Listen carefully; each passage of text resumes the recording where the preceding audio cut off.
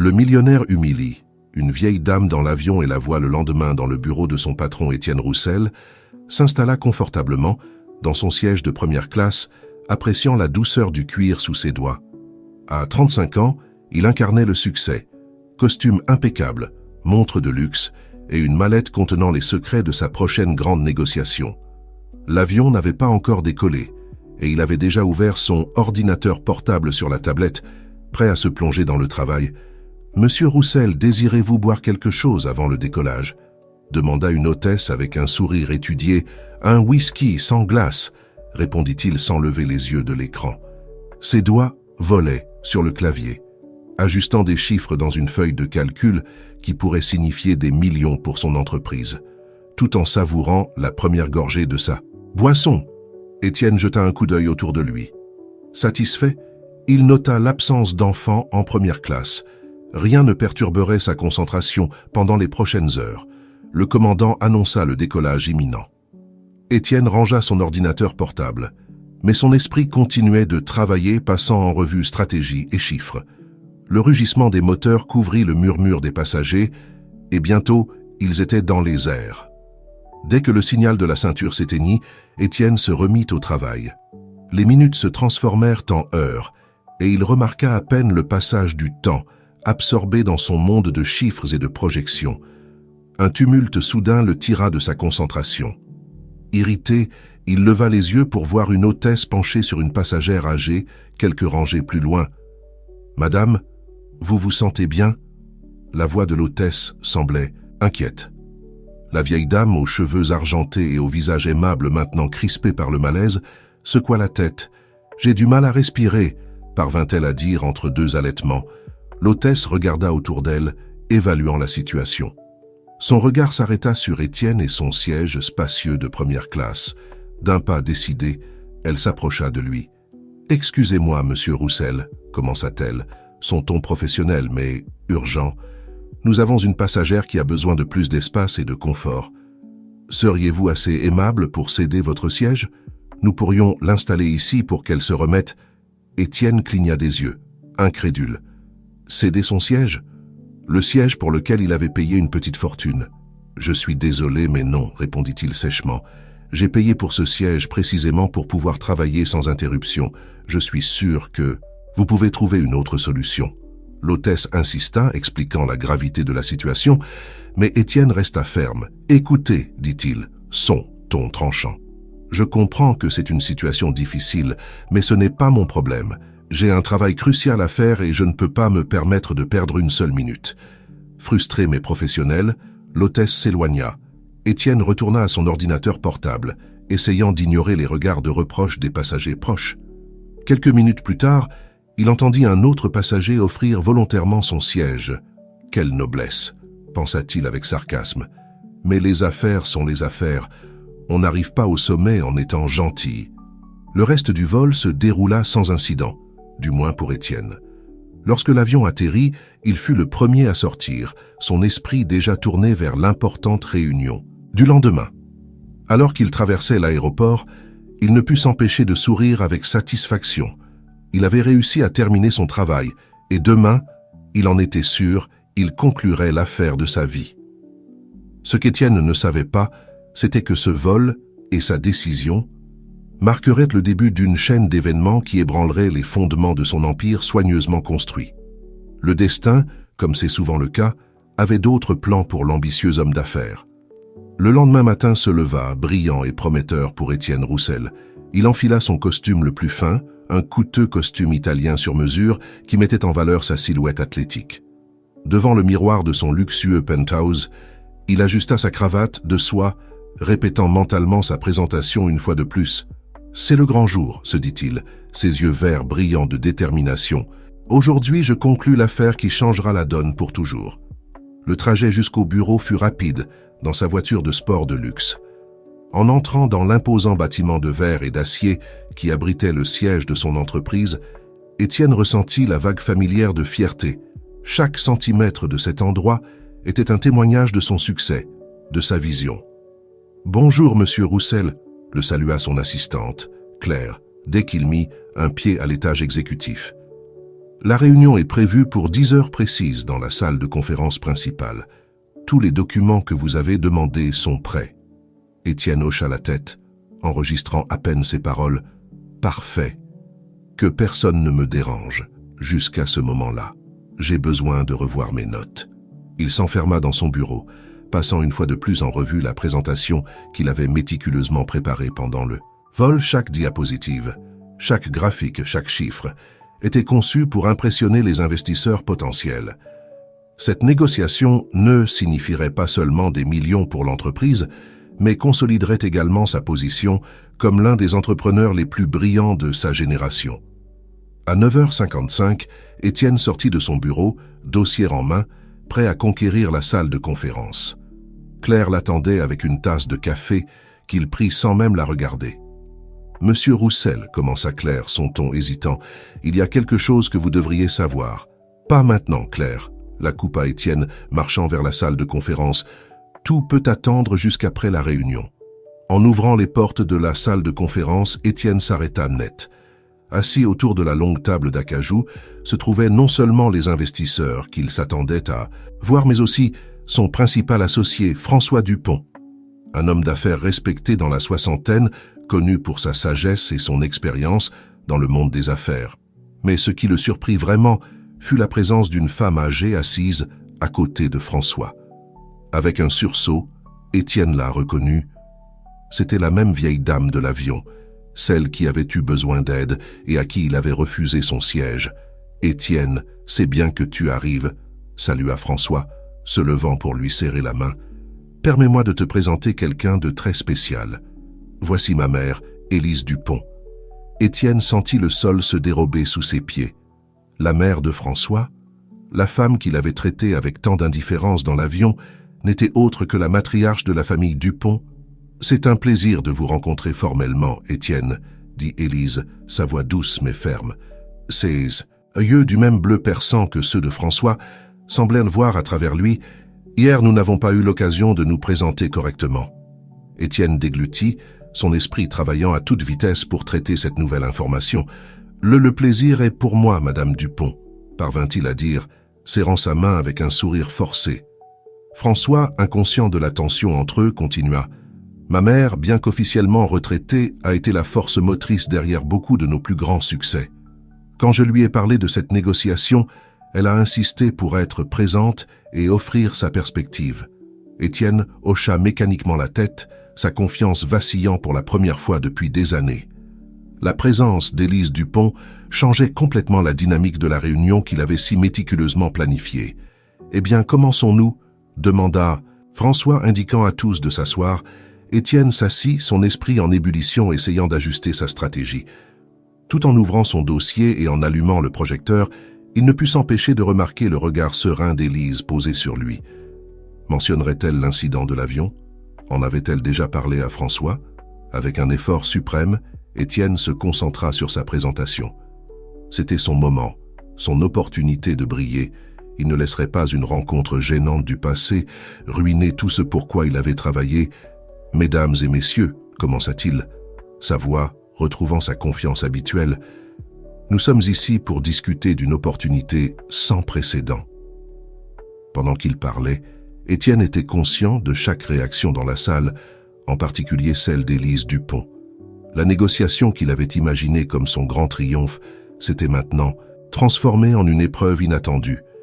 Et Étienne Roussel était déterminé à la surmonter, quel qu'en soit le coût. La présentation d'Étienne coulait avec la précision d'une horloge suisse. Graphiques, projections et analyses de marché se succédaient à l'écran, étayant chacune de ses affirmations avec des données concrètes. Sa voix, normalement assurée et convaincante, résonnait dans la salle de conférence avec une touche d'intensité supplémentaire, comme s'il luttait non seulement pour conclure une affaire, mais aussi pour prouver quelque chose. Les investisseurs écoutaient attentivement, hochant occasionnellement la tête et prenant des notes.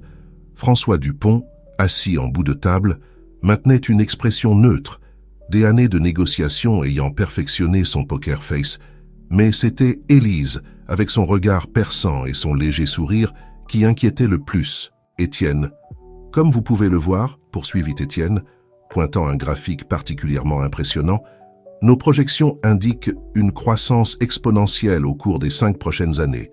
Ce projet ne générera pas seulement des bénéfices immédiats, mais nous positionnera également comme leader incontesté sur le marché. » C'est à ce moment-là qu'Élise Dupont leva doucement la main.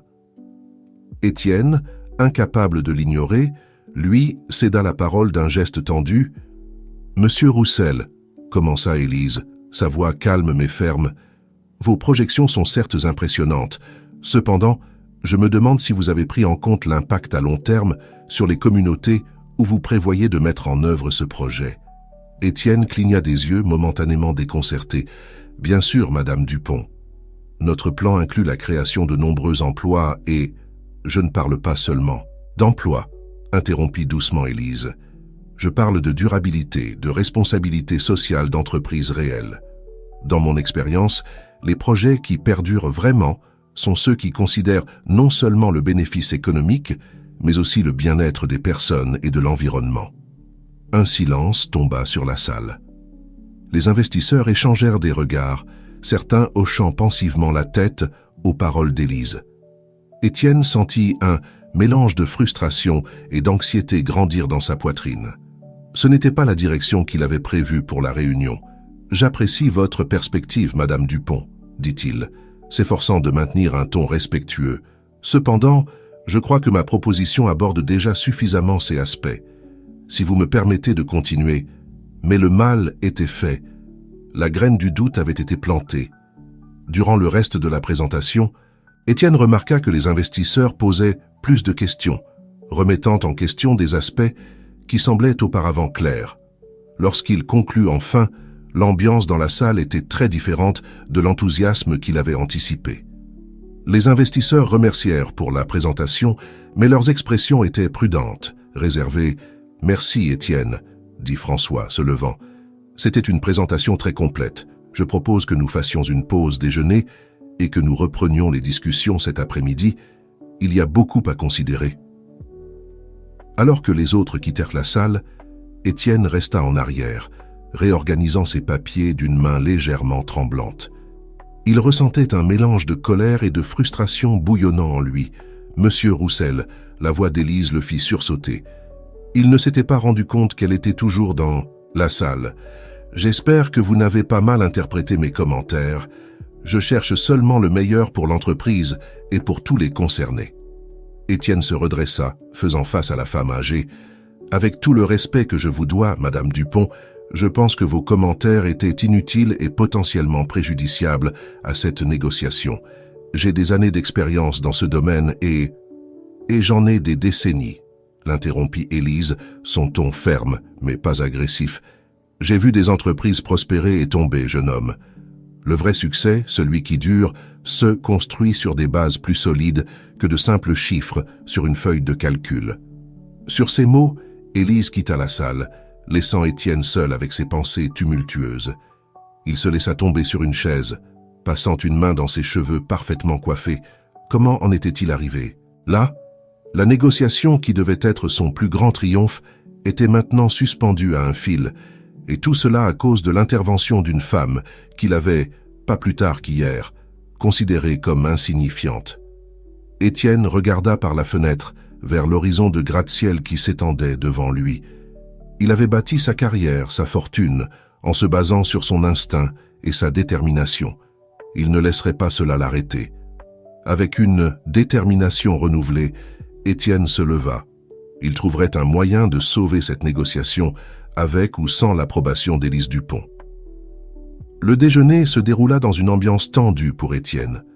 Pendant que les investisseurs bavardaient avec animation avec François et Élise, il resta en retrait, son esprit travaillant frénétiquement sur une stratégie pour reprendre le contrôle de la situation. C'est alors qu'il remarqua l'un des investisseurs, Marc Renard, s'éloigner du groupe. Étienne vit son opportunité et s'approcha. « Monsieur Renard », salua-t-il avec un sourire calculé, « j'espère que vous avez trouvé la présentation de ce matin intéressante. » Marc, un homme d'affaires astucieux dans la cinquantaine, hocha lentement la tête. « Certainement, Roussel. » Bien que je doive admettre que les observations de Madame Dupont m'ont fait réfléchir, Étienne ressentit une pointe d'irritation, mais la cacha habilement. « Je comprends. Cependant, j'aimerais partager avec vous quelques détails supplémentaires que je n'ai peut-être pas eu l'occasion de mentionner pendant la réunion. » Pendant les minutes qui suivirent, Étienne déploya tout son charme et son astuce. Il parla de chiffres prometteurs, de contacts exclusifs, d'opportunités que seul quelqu'un avec sa vision pourrait saisir. Peu à peu, il vit l'intérêt se raviver. Dans les yeux de Marc, « Intéressant, très intéressant », murmura Renard. « Peut-être devrions-nous en discuter plus en détail en privé. » Étienne sourit intérieurement. Il avait trouvé son point d'appui. Pendant ce temps, de l'autre côté de la salle, Élise observait la scène avec des yeux perçants.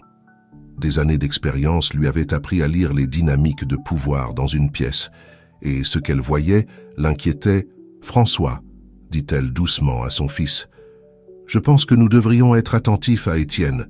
J'ai peur qu'il ne prenne un chemin dangereux. » François fronça les sourcils. « Que veux-tu dire, mère ? » « Observe comment il s'approche des investisseurs individuellement.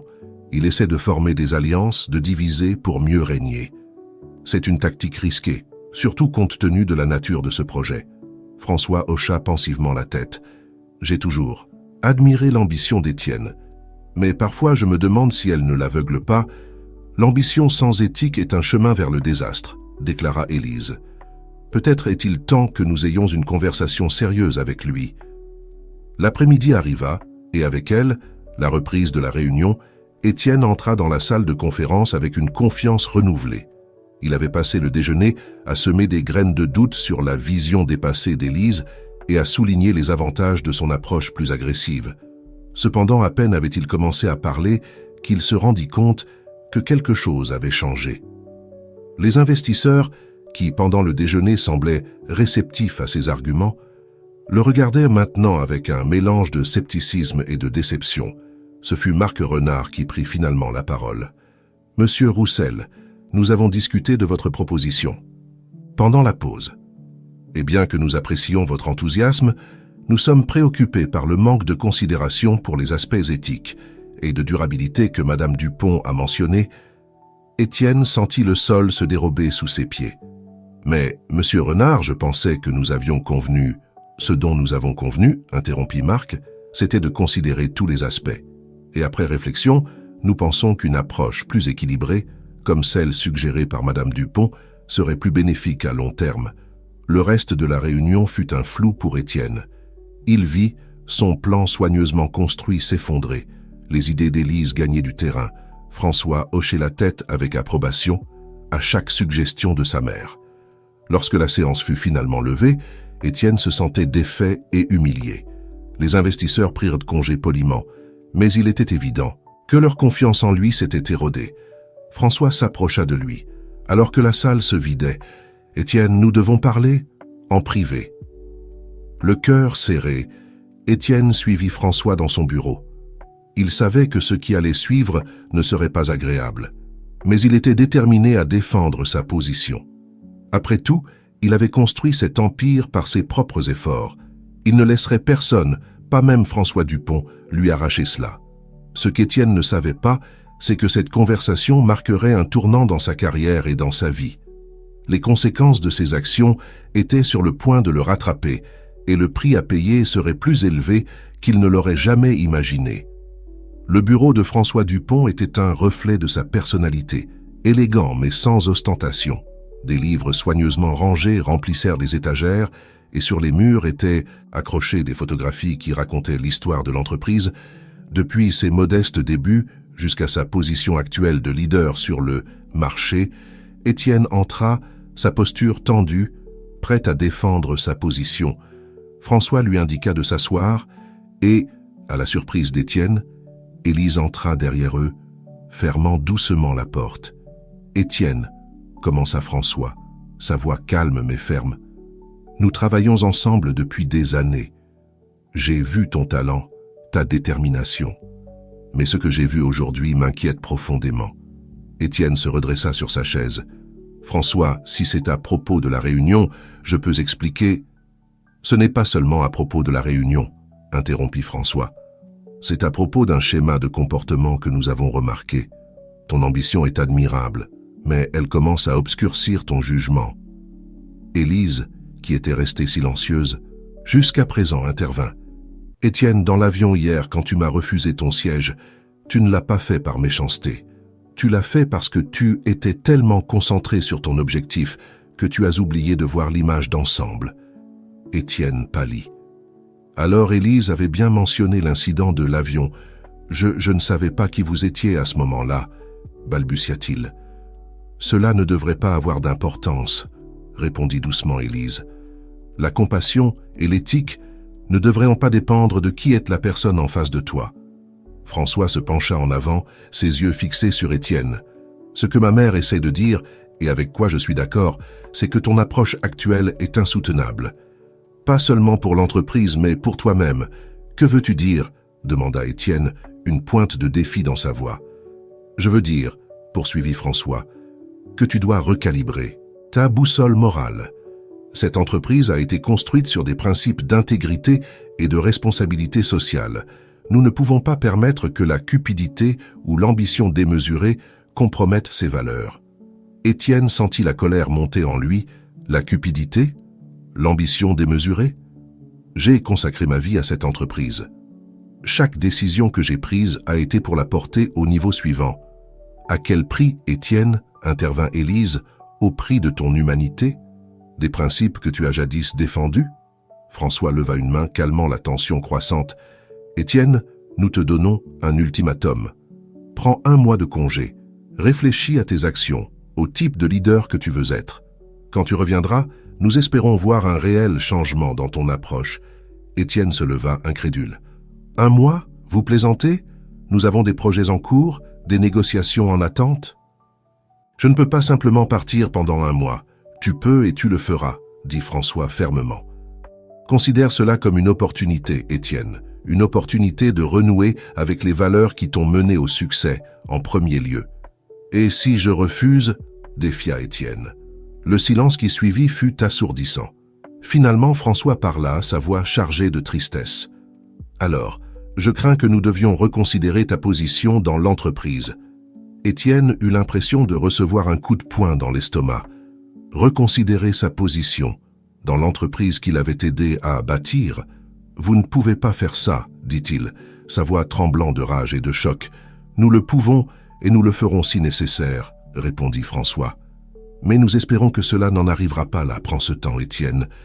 Utilise-le sagement. Sur ces mots, il était clair que la discussion était terminée. Étienne sortit du bureau, son esprit en ébullition d'émotions. Colère, confusion, peur, tout se mélangeait en un cocktail toxique. En marchant vers son bureau, ignorant les regards curieux de ses employés, Étienne sentait que son monde s'effondrait. Tout ce pourquoi il avait travaillé, tout ce qu'il avait construit, était maintenant suspendu à un fil. Mais au milieu de son tumulte intérieur, une petite voix, une qu'il avait ignorée depuis longtemps, commença à murmurer « Et si François et Élise avaient raison, et s'il avait vraiment perdu son chemin ?» Fermant la porte de son bureau, Étienne se laissa tomber dans son fauteuil, regardant par la fenêtre la ville qui s'étendait devant lui. 1 mois. Il avait 1 mois pour se redécouvrir, pour prouver qu'il pouvait changer, ou pour planifier son prochain mouvement. Ce qu'Étienne déciderait de faire dans les semaines à venir ne définirait pas seulement son avenir dans l'entreprise, mais pourrait changer le cours de sa vie pour toujours. Les jours qui suivirent la confrontation avec François et Élise furent un flou pour Étienne. Il emballa ses effets personnels du bureau sous les regards curieux et les murmures de ses employés. Claire, sa fidèle assistante, l'observait avec un mélange d'inquiétude et de confusion tandis qu'il vidait les tiroirs de son bureau. « Monsieur Roussel » se risqua-t-elle à demander. « Tout va bien? Il y a eu des rumeurs. » Étienne s'arrêta, tenant une photo encadrée de lui-même recevant un prix d'entrepreneur. Son reflet dans le verre lui renvoya un regard fatigué et amer. « Je vais simplement prendre des vacances. » Claire. Rien dont il faille s'inquiéter. Mais même en prononçant ces mots, il savait que c'était un mensonge. Ce n'était pas de simples vacances. C'était un exil, une épreuve, et possiblement le début de la fin de tout ce qu'il avait construit. Ce soir-là, dans la solitude de son luxueux penthouse, Étienne se servit un verre de whisky et sortit sur le balcon. La ville brillait sous lui, une mer de lumières et de promesses. Combien de fois avait-il contemplé ce même paysage, sentant que le monde était à ses pieds? Maintenant, cette vue ne lui rappelait que la fragilité de sa position. Les premiers jours de son congé se passèrent enfermés dans son appartement, alternant entre la colère et l'apitoiement sur soi. Il repassait encore et encore les événements qui l'avaient conduit à cette situation, cherchant des justifications, blâmant les autres. Mais dans les moments de clarté, quand l'effet de l'alcool se dissipait, une vérité inconfortable commençait à émerger. Peut-être, juste peut-être, François et Élise avaient-ils raison? Ce fut dans un de ces moments de lucidité qu'Étienne prit une décision. S'il allait utiliser ce temps, il le ferait à sa manière. Il fit sa valise avec l'essentiel et, sans le dire à personne, embarqua dans un vol pour une petite île des Caraïbes où sa famille avait l'habitude de passer ses vacances quand il était enfant. Le contraste ne pouvait pas être plus grand. Des gratte-ciel et des salles de conférence, il passa à des plages de sable blanc et de petites cabanes au bord de la mer. Les costumes et cravates furent remplacés par des t-shirts et des shorts, et pour la première fois depuis des années, Étienne se retrouva sans agenda à respecter, sans appel à passer, sans emails auxquels répondre. Les premiers jours sur l'île furent déconcertants. Sans le bourdonnement constant de l'activité entrepreneuriale, Étienne se sentait perdu. Mais peu à peu, presque sans s'en rendre compte, il commença à se détendre. Il commença à remarquer des choses qu'il avait oubliées. Le bruit des vagues se brisant sur le rivage, le goût d'un fruit fraîchement cueilli, la sensation du sable entre les orteils. Un matin, alors qu'il marchait sur la plage, il rencontra un pêcheur local en train de réparer son filet. L'homme, à la peau tannée par le soleil et aux rides profondes autour des yeux, lui sourit et le salua dans un français approximatif. Étienne, poussé par une curiosité qu'il n'avait pas ressentie depuis des années, s'arrêta pour discuter. Le pêcheur, qui se présenta sous le nom de Pierre, commença à lui parler de sa vie sur l'île, des luttes quotidiennes et des petites joies. « Chaque jour est un cadeau », dit Pierre, ses yeux brillants alors qu'il regardait l'horizon. « Nous avons peu, mais nous avons suffisamment. Et à la fin de la journée, que peut-on demander de plus ?» Ces paroles résonnèrent en Étienne plus qu'il n'aurait voulu l'admettre. Ce soir-là, assis sur la petite terrasse de sa cabane, il réfléchit à sa conversation avec Pierre. Quand était-ce la dernière fois qu'il avait considéré une journée comme un cadeau? Quand avait-il senti qu'il avait suffisamment? Au fil des jours, Étienne commença à établir une routine différente de tout ce qu'il avait connu. Il se levait avec le soleil, passait des heures à marcher sur la plage ou à explorer la petite île. Il conversait avec les habitants, écoutant leurs histoires, apprenant sur une façon de vivre si différente de la sienne. Un après-midi, alors qu'il aidait Pierre à charger son bateau, une activité qu'Étienne d'il y a un mois aurait considérée comme impensable, le vieux pêcheur lui posa une question qui le prit par surprise. « Étienne, » dit Pierre, sa voix usée par les années mais pleine de sagesse, « que cherches-tu vraiment dans la vie ?» La question frappa Étienne comme une vague, inattendue. Il resta silencieux un moment, les mots coincés dans sa gorge. « J'ai toujours cherché le succès », répondit-il finalement. Mais même en le disant, les mots sonnaient creux à ses oreilles. Pierre sourit, un sourire qui semblait contenir tous les secrets de l'univers. « Et qu'est-ce que le succès pour toi, mon ami ?» Cette nuit-là, allongé sur son lit, Étienne ne put dormir. Les paroles de Pierre résonnaient dans son esprit, l'obligeant à affronter des vérités qu'il avait évitées depuis des années. Qu'était vraiment le succès? Les chiffres sur un compte bancaire? Le pouvoir dans une salle de conférence? Ou était-ce quelque chose d'autre, quelque chose qu'il avait peut-être perdu de vue il y a longtemps? Au fil des semaines, Étienne commença à remarquer des changements en lui-même. Sa peau, autrefois pâle à cause des longues heures passées au bureau, avait maintenant un teint bronzé et sain.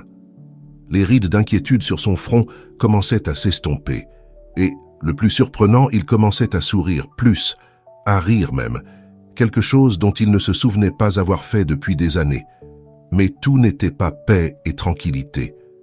Dans les moments de calme, quand le soleil se couchait et que l'île s'enfonçait dans le calme nocturne, les pensées d'Étienne revenaient à l'entreprise, à François et Élise, à la vie qu'il avait laissée derrière lui.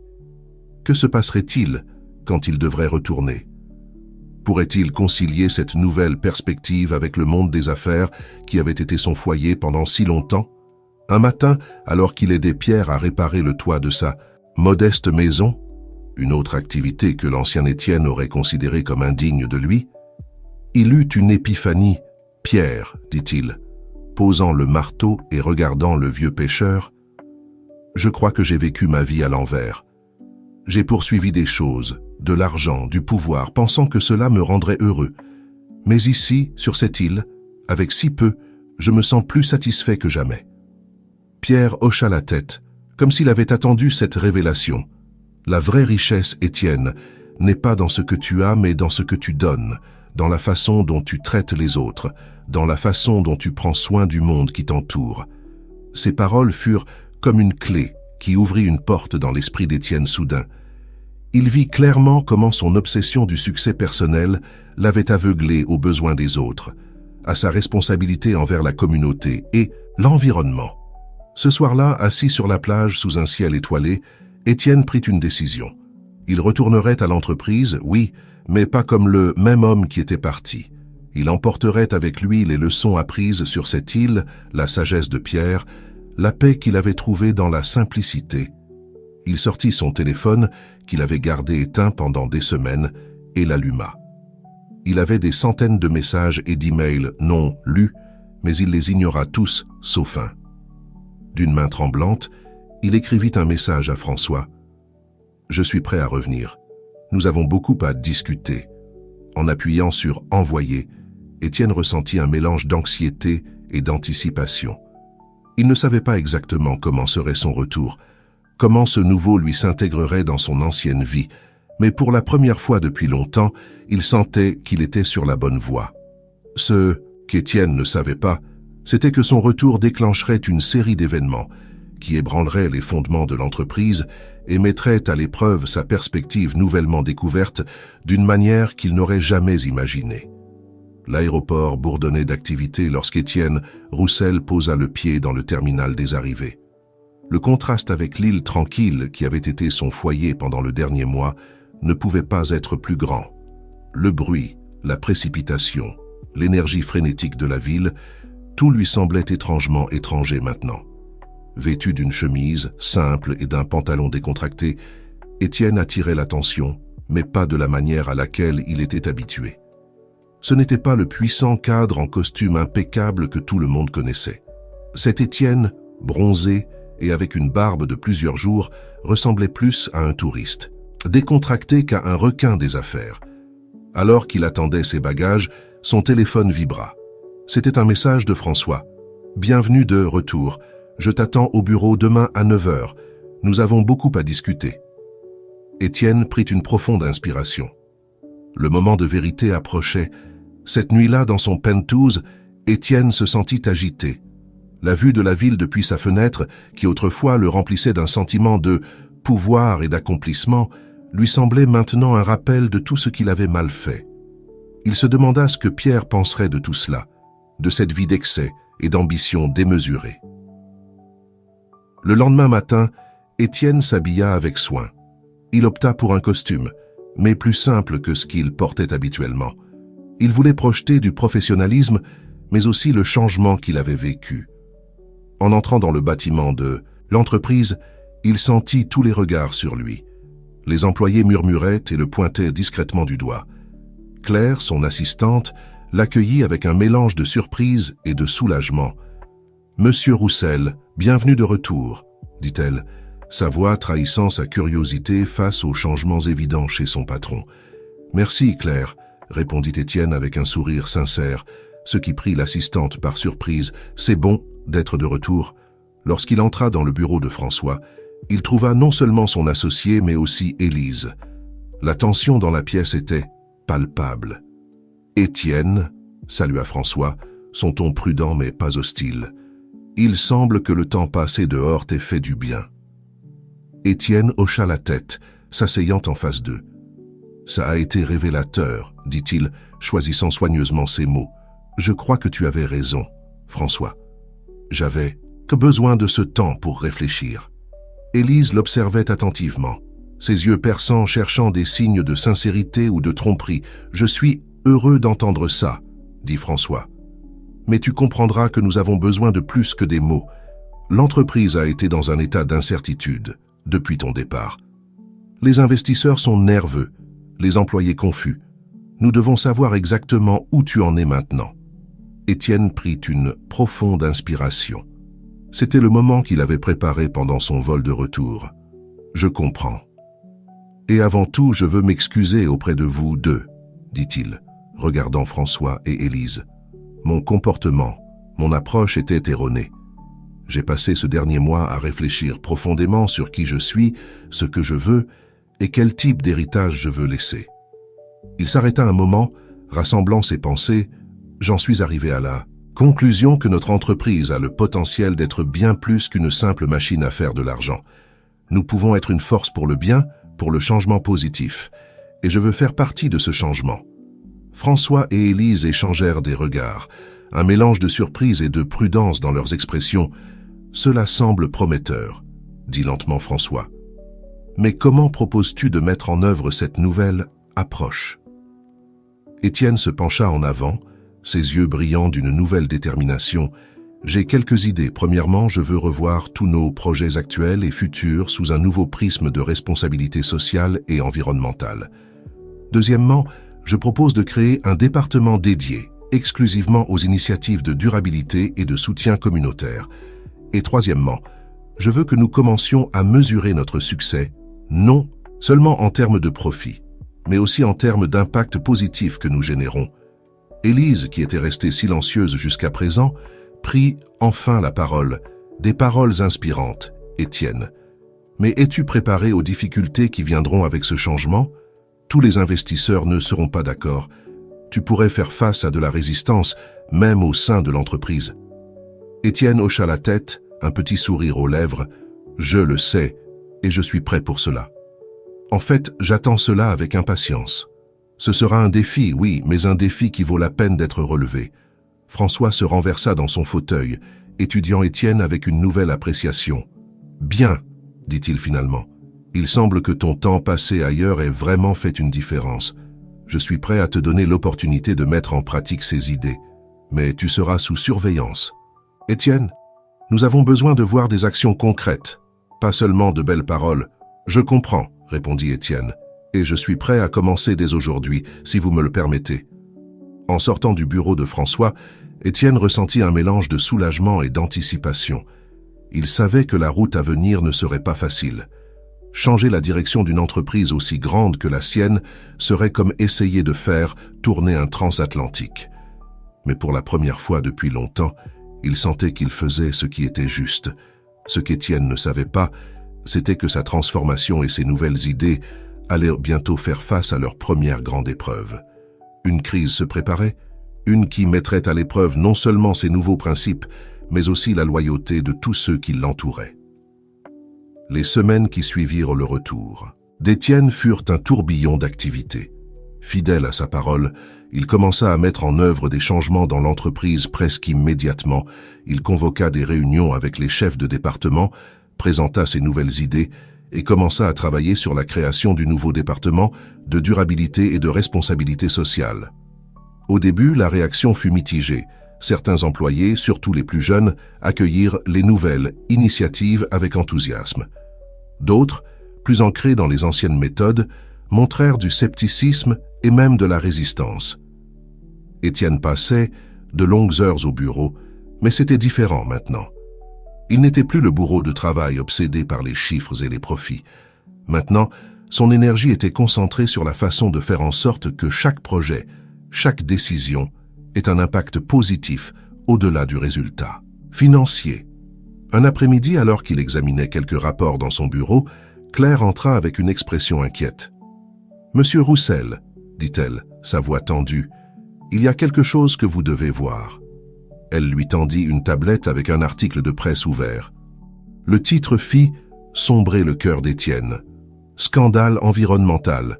Entreprise leader accusée de pollution massive. » Au fur et à mesure qu'Étienne lisait l'article, son inquiétude grandissait.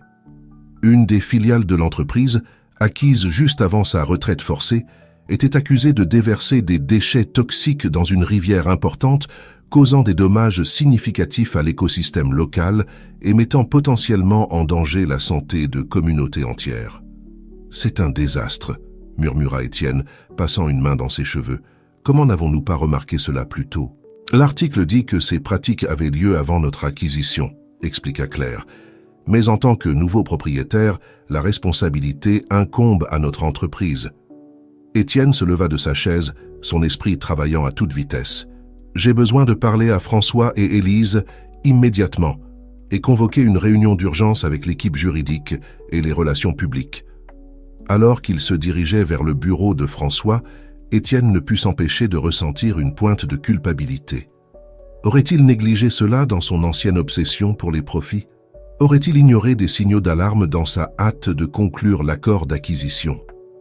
François et Élise étaient déjà au courant de la situation quand Étienne entra dans le bureau. La tension dans l'air était palpable. « Cela pourrait nous couler », dit François, sa voix grave. « Les investisseurs sont en panique. Les actions chutent en flèche et les médias réclament du sang. » Élise, toujours la voix de la raison, intervint. « L'important, maintenant, est la façon dont nous réagissons à cela.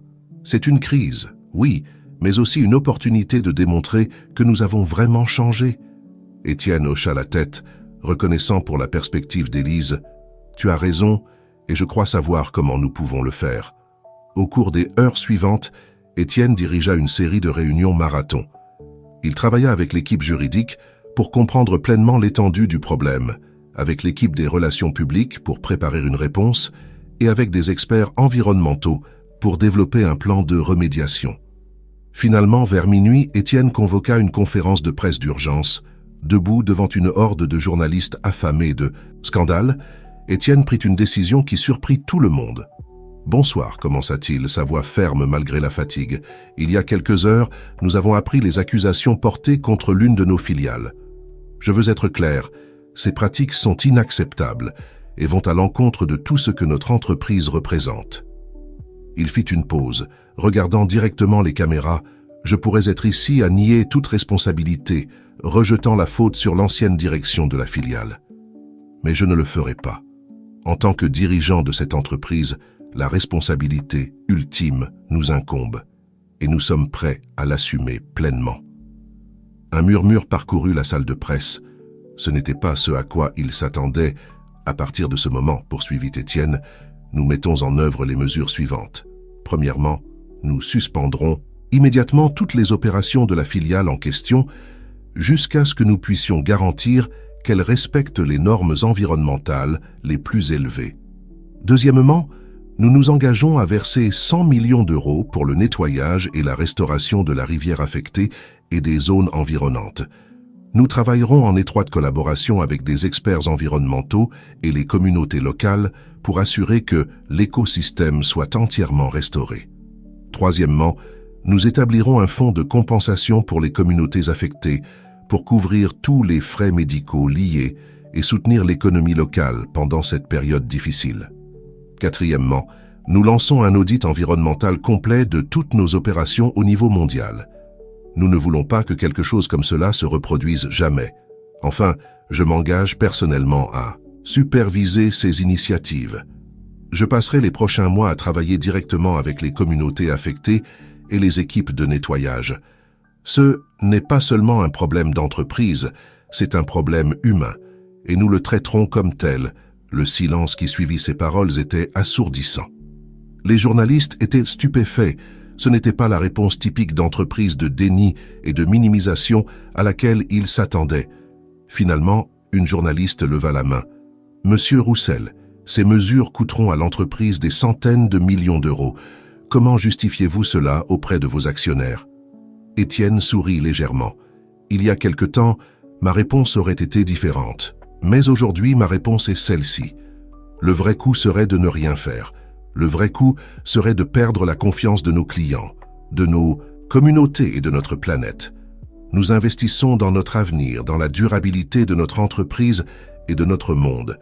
Et je crois fermement qu'à long terme, ce n'est pas seulement moralement juste, mais aussi financièrement judicieux.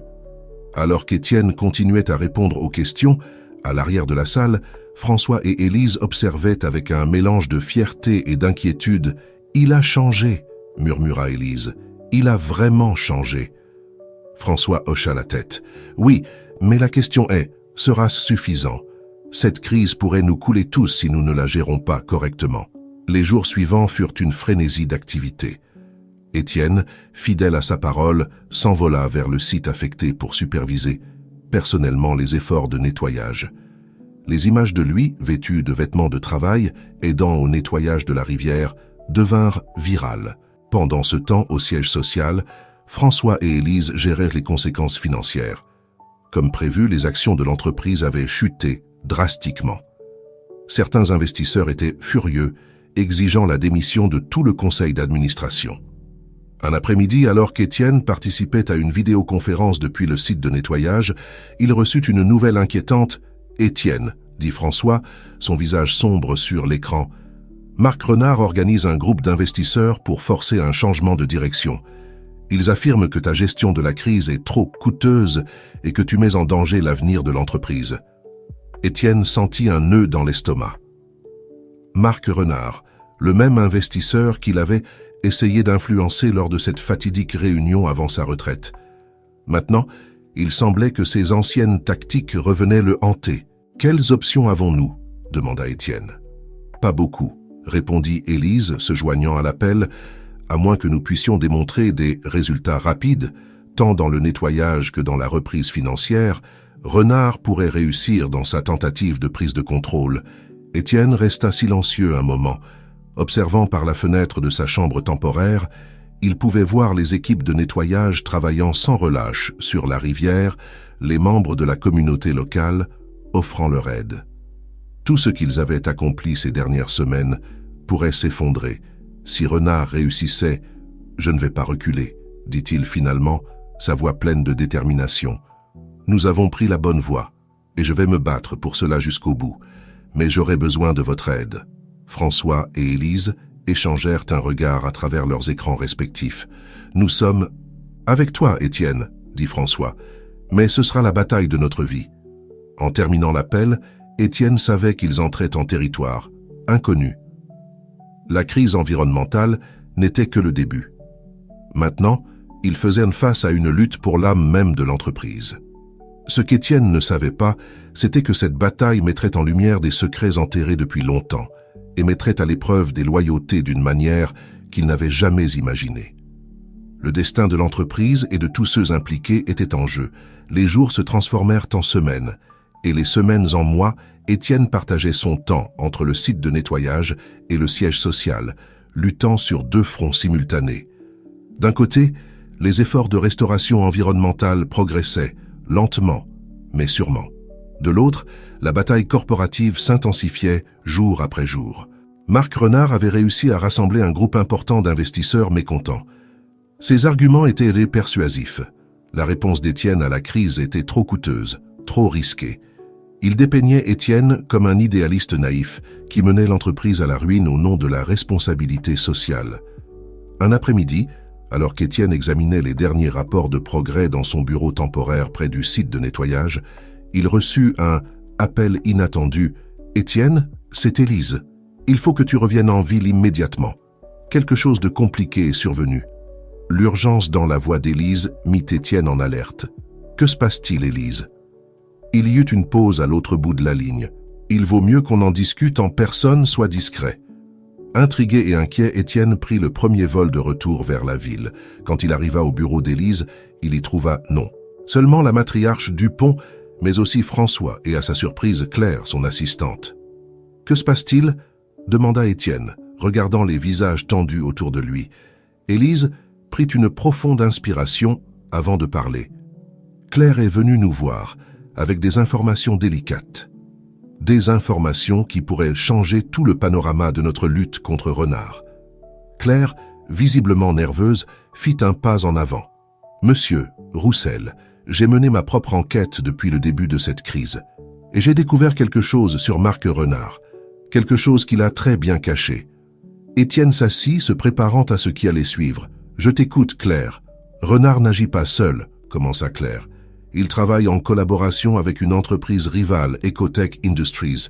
Il planifie cette prise de contrôle hostile depuis des mois, depuis avant que le scandale environnemental n'éclate. Étienne sentit son sang se glacer.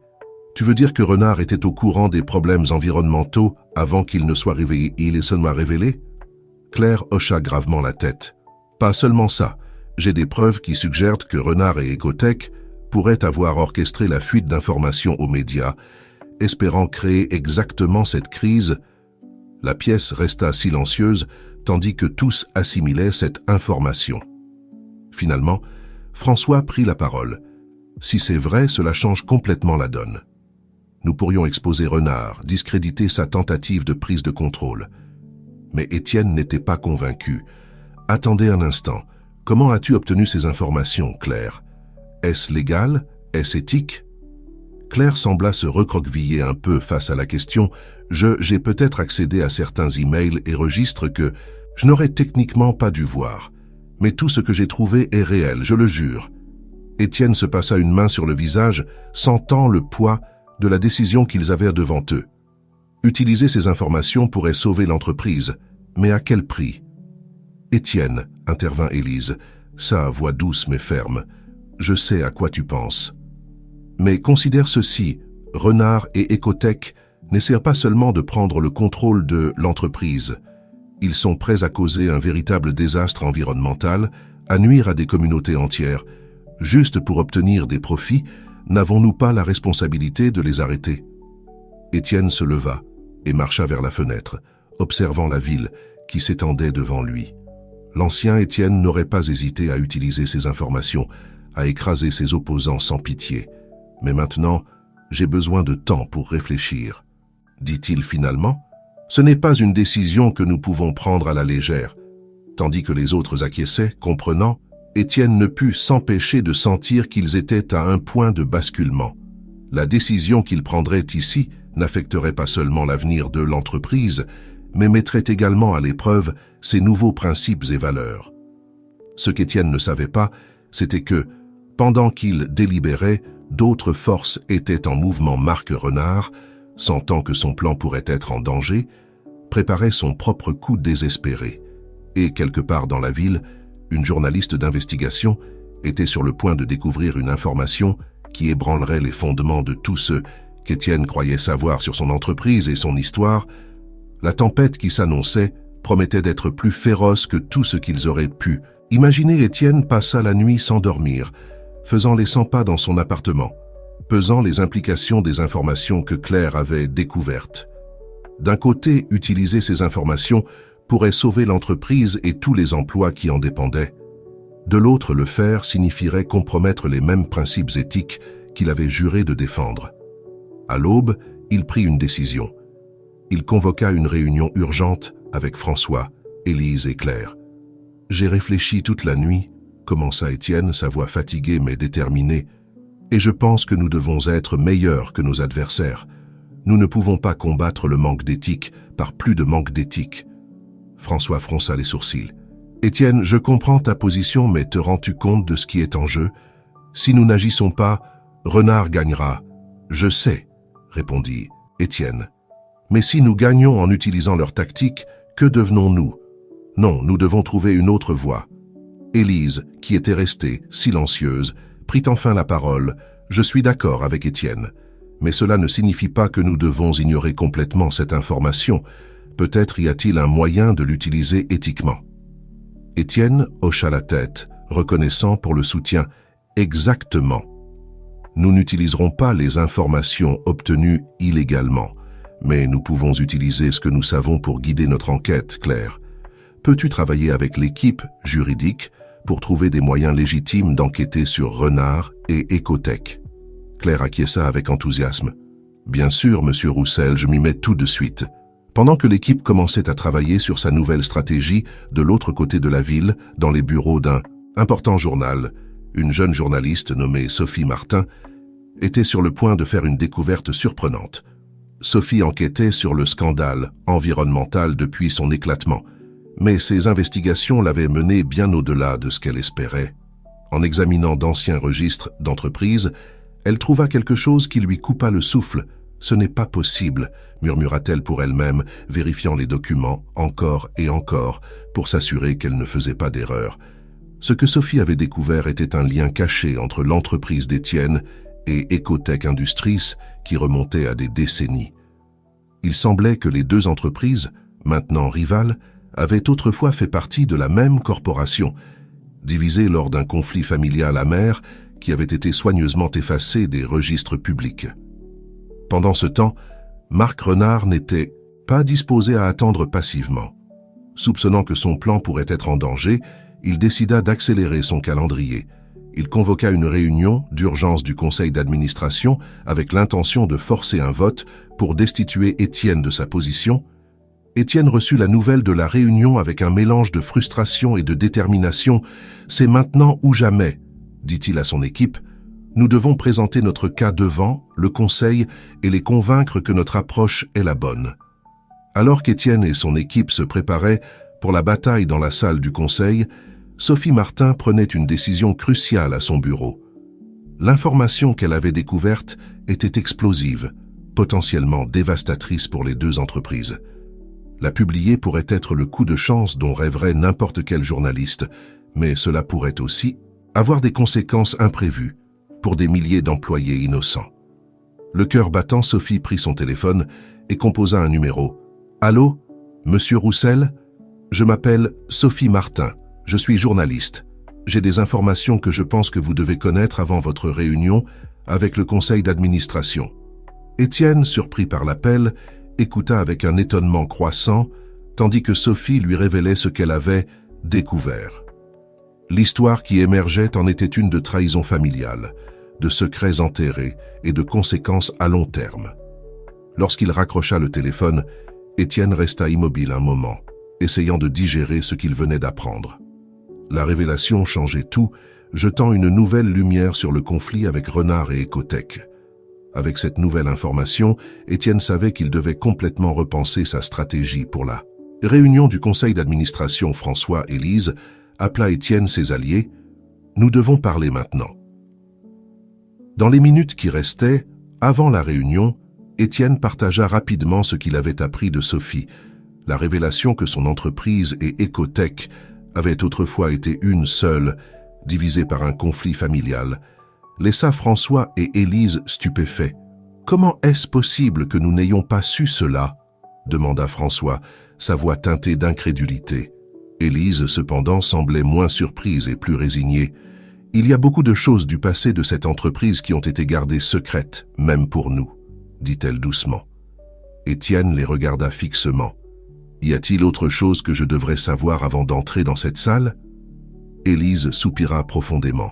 « Étienne, il y a une raison pour laquelle Marc Renard est si déterminé à prendre le contrôle de notre entreprise. Il fait partie de la famille qui a fondé Ecotech.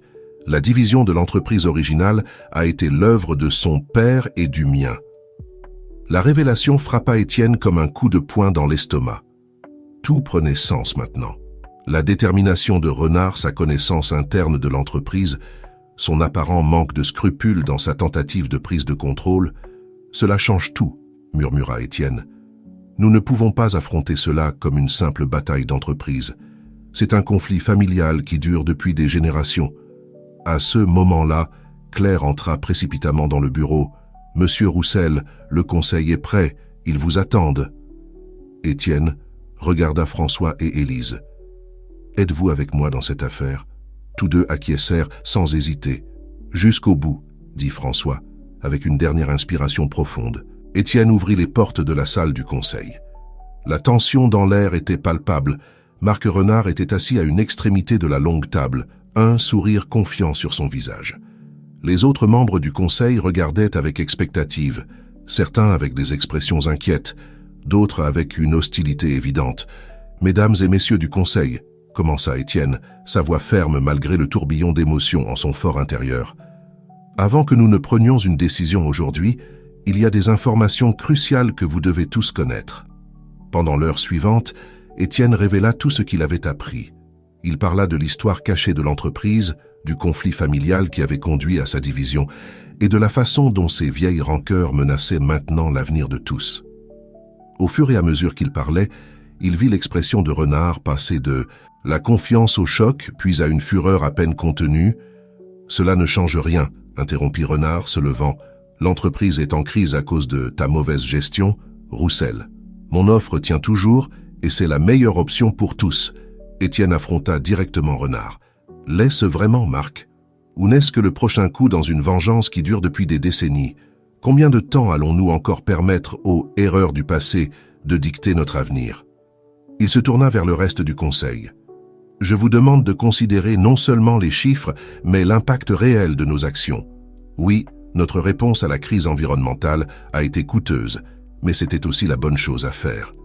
Nous établissons un précédent, montrant au monde que les entreprises peuvent être rentables et responsables en même temps.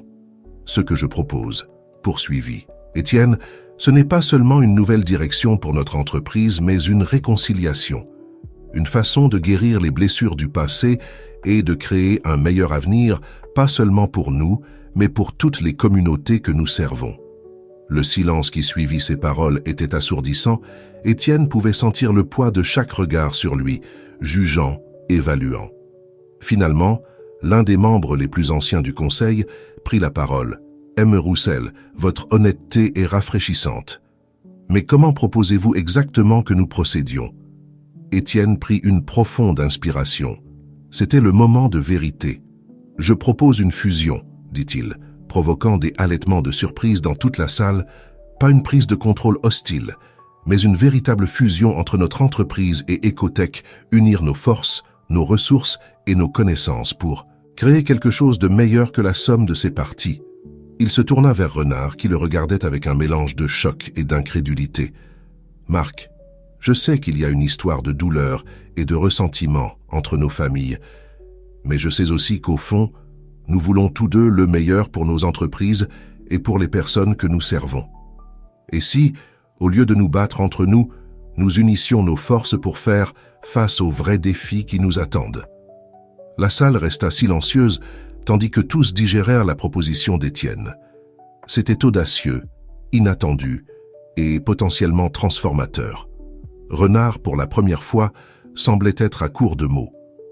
La fureur dans ses yeux avait été remplacée par un regard de confusion et peut-être une lueur d'espoir. Étienne savait qu'il jouait sa dernière carte. Tout dépendait de ce moment. La décision qui serait prise ici ne déterminerait pas seulement l'avenir de l'entreprise, mais pourrait changer le cours de toute une industrie. Pendant qu'il attendait la réponse, Étienne ne put s'empêcher de penser à quel point il était venu loin depuis ce jour dans l'avion, quand son arrogance et son égoïsme l'avaient aveuglé aux besoins des autres. Maintenant, il mettait tout en jeu pour un bien plus grand. Ce qu'Étienne ne savait pas, c'était que cette proposition déclencherait une série d'événements que personne n'aurait pu prévoir, menant l'histoire à un point culminant qui ébranlerait les fondements même de tout ce qu'il croyait savoir. Le silence dans la salle du conseil semblait s'étirer éternellement. Étienne pouvait sentir chaque battement de son cœur, chaque respiration retenue autour de lui. Finalement, Marc Renard se leva lentement, son visage un masque. « Indéchiffrable, Étienne », commença-t-il, sa voix chargée d'émotions conflictuelles. « Je dois admettre que tu m'as surpris. Quand je suis venu ici, aujourd'hui, j'étais préparé pour une bataille, pas pour ça. » Renard fit une pause, regardant autour de la salle vers les visages attentifs du conseil d'administration. « Pendant des années, j'ai vu cette entreprise comme l'ennemi, comme le symbole de tout ce que ma famille avait perdu. Mais maintenant, je me demande si peut-être nous n'avons pas tous eu tort pendant trop longtemps. » Étienne sentit une lueur d'espoir. « Marc, je sais qu'il y a beaucoup d'histoires, beaucoup de douleurs entre nos familles, mais je crois aussi qu'il y a ici une opportunité de faire quelque chose de vraiment extraordinaire. » Renard hocha lentement la tête. « J'ai besoin de temps pour y réfléchir. Ce n'est pas une décision que je peux prendre seul ou à la légère. » Le président du conseil s'éclaircit la gorge. « Je pense que nous avons tous besoin de temps pour digérer cette proposition. Je suggère que nous fassions une pause et que nous nous réunissions à nouveau dans 48 heures pour prendre une décision finale. » La motion fut rapidement approuvée, et bientôt la salle commença à se vider. Étienne resta en arrière, épuisé, mais avec une étincelle d'optimisme. Élise s'approcha de lui, posant une main réconfortante sur son épaule. « Je suis fière de toi, Étienne, dit-elle doucement. Tu as fait preuve d'un vrai leadership aujourd'hui. » François les rejoignit, son expression sérieuse. C'était un coup risqué, mais je pense que c'était la seule option. Maintenant, nous ne pouvons qu'attendre et voir comment tout cela va se dérouler. Les 2 jours suivants furent une agonie d'attente pour Étienne. Il travailla sans relâche, affinant sa proposition, se préparant à toute question ou objection qui pourrait surgir. Il rencontra également en privé Sophie Martin, la journaliste qui avait découvert le lien entre les entreprises Mademoiselle Martin, lui dit Étienne lors de leur rencontre. « J'apprécie profondément que vous soyez venu me voir avec cette information avant de la publier. Je veux être complètement transparent avec vous sur nos plans et nos intentions. » Sophie l'étudia attentivement. « Monsieur Roussel, êtes-vous sûr de vouloir faire cela? Une fois que cette histoire sera rendue publique, il n'y aura pas de retour en arrière possible. » Étienne acquiesça. « Je le sais, mais je crois qu'il est temps que la vérité éclate au grand jour. Quel que soit le résultat du vote du Conseil, le public mérite de connaître l'histoire complète. » Pendant ce temps, dans les bureaux d'Ecotech, Marc Renard menait sa propre bataille intérieure. La proposition d'Étienne avait réveillé des sentiments et des souvenirs qu'il avait gardés enfouis pendant des années. Il se retrouva à examiner de vieilles photos de famille, se remémorant les histoires que son père lui avait racontées sur les premiers jours de l'entreprise. Finalement, le jour de la réunion finale arriva. La tension dans la salle du conseil était palpable, tandis que tous prenaient leur place. Étienne remarqua que Marc Renard semblait avoir vieilli de plusieurs années en seulement 2 jours, les lignes de préoccupation profondément marquées sur son visage. Le président du conseil appela la réunion à l'ordre. « Mesdames et messieurs, nous sommes ici pour prendre une décision qui déterminera l'avenir de notre entreprise M. Roussel, M. Renard. Avez-vous quelque chose à ajouter avant que nous ne procédions au vote ?» Étienne se leva, son cœur battant fort mais sa voix ferme. « Juste ceci, ce que je propose aujourd'hui n'est pas facile. Cela exigera que nous laissions tous de côté de vieilles rancœurs et que nous travaillions ensemble d'une manière que nous n'avons jamais faite auparavant. Mais je crois de tout mon cœur que c'est la bonne chose à faire. Pas seulement pour nos entreprises, mais pour toutes les personnes dont nous touchons la vie par notre travail. » Renard se leva lentement. Tout le monde dans la salle retint son souffle, attendant ses paroles. « J'ai passé les 2 derniers jours à réfléchir sur le passé, le présent et l'avenir. » commença-t-il, et je suis arrivé à une conclusion. Étienne a raison. Un murmure de surprise parcourut la salle. Renard poursuivit. Pendant trop longtemps, nous avons laissé les erreurs et les rancœurs du passé dicter nos actions. Il est temps de changer. Je soutiens la proposition de fusion. La salle explosa en un chaos de voix surprises et excitées. Étienne pouvait à peine croire ce qu'il entendait. Il regarda François et Élise, qui semblaient tout aussi étonnés. Le président du conseil dut frapper plusieurs fois avec son marteau pour rétablir l'ordre. « Très bien, dit-il finalement, procédons au vote. » Les minutes suivantes furent les plus longues de la vie d'Étienne. Un par un, les membres du conseil émirent leur vote. Lorsque le dernier vote fut compté, le résultat était clair. La proposition de fusion avait été approuvée à une écrasante majorité. Étienne ressentit une vague de soulagement et d'émotion. Ils avaient réussi. Contre toute attente, ils avaient trouvé une voie vers l'avant. Mais alors que les félicitations et les poignées de main commençaient autour de lui, Étienne savait que ce n'était que le début. Le vrai travail, le défi d'unir 2 entreprises rivales et de guérir des décennies de division, ne faisait que commencer. Ce qu'Étienne ne savait pas, c'était que, même alors qu'il célébrait cette victoire, de nouveaux défis se profilaient déjà à l'horizon.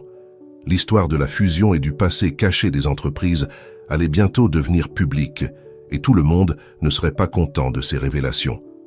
Le chemin vers la rédemption n'est jamais facile, et Étienne était sur le point de découvrir que le prix à payer pour faire ce qui est juste peut parfois être plus élevé qu'on ne l'imagine. Les mois qui suivirent la décision de fusion furent un tourbillon d'activités. Étienne, aux côtés de Marc Renard et d'une équipe d'exécutifs des 2 entreprises, travailla sans relâche pour concrétiser sa vision d'une entreprise unifiée et éthiquement responsable. La nouvelle de la fusion et de l'histoire qui se cachait derrière, publiée par Sophie Martin, provoqua un remous dans l'industrie et dans les médias. Il y eut des critiques et du scepticisme, mais aussi une vague de soutien de la part de ceux qui voyaient cela comme un pas audacieux vers un avenir entrepreneurial plus éthique et durable. Étienne se retrouva au centre d'une tempête médiatique, donnant des interviews, expliquant la vision derrière la fusion et défendant sa décision d'être transparent sur le passé des entreprises. Chaque jour apportait de nouveaux défis, mais Étienne les affrontait avec une détermination et une clarté de but qui surprenaient même ceux qui le connaissaient bien. Un après-midi, alors qu'Étienne travaillait tard dans son bureau, il reçut une visite inattendue. C'était Pierre, le vieux pêcheur de l'île caribéenne où il avait passé son exil. « Pierre !» s'exclama Étienne, surpris et ravi. « Que fais-tu ici ?» Pierre sourit, les rides autour de ses yeux s'accentuant. « Je suis venu voir de mes propres yeux ce qu'est devenu mon jeune ami. J'ai suivi ton histoire dans les nouvelles. » Étienne fut ému par ce geste. « Je n'arrive pas à croire que tu sois venu jusqu'ici. S'il te plaît, assieds-toi. » Tout en partageant un café, Étienne raconta à Pierre tout ce qui s'était passé depuis son retour. Le vieux pêcheur écouta attentivement, hochant la tête de temps en temps. « Tu sais, Étienne, » dit finalement Pierre, « quand je t'ai rencontré sur l'île, j'ai vu un homme perdu, cherchant sa voie. Maintenant, je vois un homme qui a trouvé son but. » Étienne sentit une boule dans sa gorge. « Je ne serais pas arrivé ici sans les leçons que j'ai apprises avec toi, Pierre. Tu m'as appris à voir au-delà de moi-même, à comprendre la vraie valeur des choses. » Pierre sourit chaleureusement. « Tu avais cette sagesse en toi tout le temps, Étienne. Tu avais juste besoin d'un petit coup de pouce pour la découvrir. » Ce soir-là, après le départ de Pierre, Étienne resta à réfléchir sur le chemin parcouru. Du cadre arrogant et égoïste qu'il avait été au leader qu'il était maintenant, engagé à faire une réelle différence dans le monde. Les mois passèrent, et la nouvelle entreprise, fusionnée, maintenant appelée Solutions Écotech, commença à prendre forme. Étienne et Marc travaillèrent ensemble pour mettre en place des politiques qui donnaient la priorité à la durabilité et à la responsabilité sociale. Le projet de nettoyage de la rivière, qui avait été le catalyseur de tout ce changement, devint le fer de lance de leurs initiatives environnementales. 1 an après la fusion, Étienne se tenait debout sur le site de l'ancien désastre environnemental. La rivière, autrefois polluée et sans vie, coulait maintenant propre et claire. La végétation était revenue sur ses rives et les habitants locaux signalaient le retour d'espèces qu'on n'avait pas vues depuis des années. À ses côtés se tenaient Marc, François, Élise et à sa surprise Sophie Martin, la journaliste dont l'enquête avait contribué à rendre tout cela possible. « C'est incroyable », dit Sophie, regardant autour d'elle avec émerveillement. « Quand j'ai commencé à enquêter sur cette histoire, je n'aurais jamais imaginé qu'elle se terminerait ainsi. » Étienne acquiesça. Aucun d'entre nous ne l'imaginait. Mais je crois que cela montre ce qui est possible quand on choisit de faire ce qui est juste, même quand c'est difficile. Marc, qui était passé du statut de rival à celui d'allié et d'ami proche, posa une main sur l'épaule d'Étienne. « Tu sais, pendant des années, j'ai pensé que venger ma famille était la seule façon d'honorer leur héritage. Maintenant, je vois que la vraie façon de les honorer est de construire quelque chose de meilleur que ce qu'ils n'avaient jamais imaginé. » Élise, son visage marqué par les années mais ses yeux brillants de fierté, s'approcha d'Étienne. « Ton père serait fier de toi, Étienne.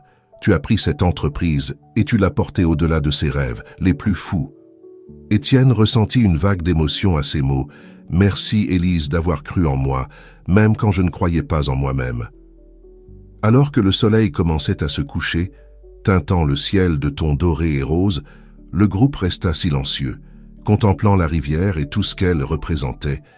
C'était un symbole de renaissance, de seconde chance, de la possibilité de changement et de croissance. Étienne pensa au long et premières étoiles commencèrent à apparaître dans le ciel crépusculaire. Étienne respira profondément, remplissant ses poumons de l'air frais de la nuit. Demain serait un nouveau jour, rempli de nouvelles opportunités pour faire une différence. Avec un dernier regard vers la rivière, Étienne se retourna pour rejoindre les autres. En marchant, il ressentit un sentiment de but et de détermination qu'il n'avait jamais éprouvé auparavant. Le vieil Étienne Roussel était mort, et à sa place était né un homme nouveau. un homme qui comprenait que le vrai succès ne se mesure pas en euros et en centimes, mais dans les vies que l'on touche et l'impact positif que l'on laisse dans le monde. Alors que le groupe s'éloignait, leurs silhouettes se découpant sur le ciel nocturne, Étienne sut avec certitude que ce n'était pas la fin de son histoire, ce n'était que le début d'un nouveau chapitre, un chapitre rempli de promesses et de possibilités. Et ainsi, avec le doux murmure de la rivière comme bande sonore, Étienne Roussel fit le premier pas vers son avenir, prêt à affronter n'importe quel défi qui pourrait venir, avec la sagesse, la compassion et la détermination qu'il avait gagnée au cours de son extraordinaire voyage de rédemption